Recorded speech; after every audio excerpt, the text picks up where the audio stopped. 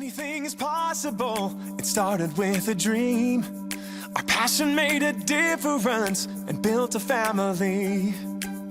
Hello, you're with Libby Dyson from libbystamps.com, and today I'm bringing you another How Do I Do That video, and we're going to do some more colouring of images today. So this is part 2 in my How to Colour Images, and today we're using the new Stampin Up Fluid 100 watercolor paper.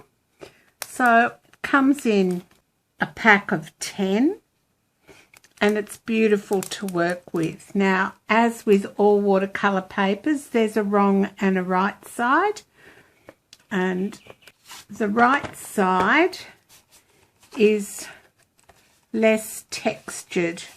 So if you feel it, one side is smoother than the other. Sometimes it's difficult to tell, and you stamp on that side. So today we're using a Good Man watercolor paper, an Aqua painter, and watercolor pencils, and Jet Stays on black ink. So I've already layered my image up on a block, so we're using this image here, and we'll stamp it up with some Stays On. Now I do like to use ink direct to image with Stays On because it's a felt pad and you need to get a good impression of ink. So just stamp that down on our watercolor paper, give it a good press so that you get a good image, and then clean your block straight away because Stays On does what it says. It stays on. So today we're doing something a little different in that we're going to colour the background, and I've chosen Bermuda Bay and Granny Apple Green. Now Granny Apple Green comes in assortment 2 of the watercolour pencils, Bermuda Bay's in assortment 1. And we're simply going to just colour around the image. Now I'm colouring a little bit darker along the bottom here where the 2 colours will meet.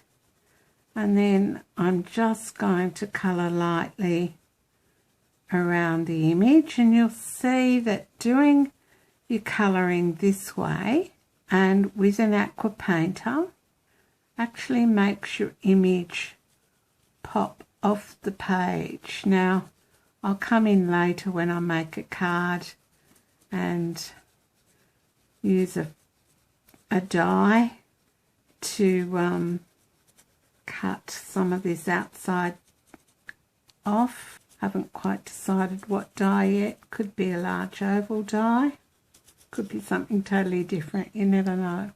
Alright, so again a little bit darker down the bottom here, and then with my Granny Apple Green I'm going to meet that colour and make it darker around the shoes. Now they could be at the beach, but I've decided that they're in a park or a backyard or something, and I'm just going to use these 2 colours and an aqua painter to not really colour the image, but we're going to make this image pop off the page. So in with my aqua painter, not too wet, and start at the bottom and blend those 2 colours in. So, oops, I didn't do between the legs. So blend those 2 colours in and then go down so it gets a little bit lighter. I'll just do in here where I forgot before, a little bit darker there. Alright, so blend those in. Alright, and then I'm going to come back, and without even cleaning my brush, I'm just going to colour up. Because you're using watercolour paper, it will blend quite nicely with the colour that you've used previously, and then you can go back in later and add more colour if you want to where you think you need it. And also with an aqua painter you can take colour away if you need to, because the watercolour paper is fairly forgiving.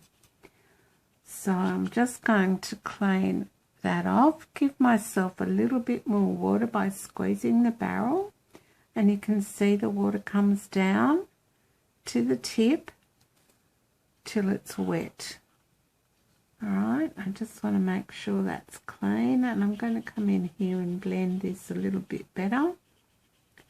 See how it's more forgiving? Alright, and then you just put that aside and let it dry.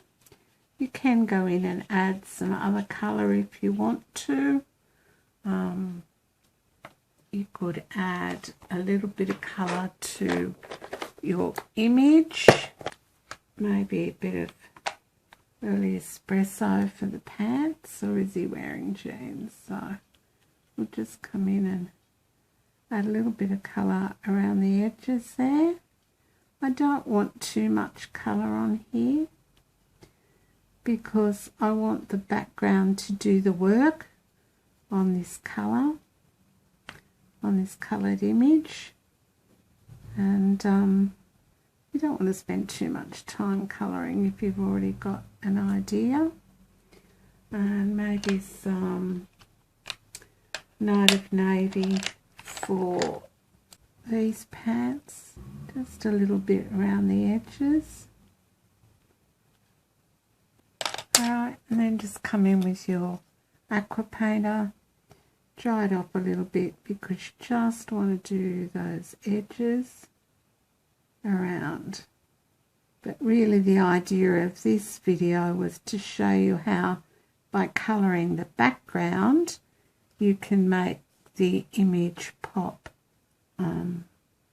So you don't need to do a lot of colouring if you don't want to. Alright, so that's it for now. I'll put the details of this on my blog. Now don't forget you can buy all these products in my online store. I'll make a card from this and yeah, put the details on my blog. Shop with me. Think about joining my team. It's a great time to join Stampin' Up. So let me know in the comments if you're interested in that. All right, thanks so much for stopping by. Bye for now. Everybody plays a part in doing what we love.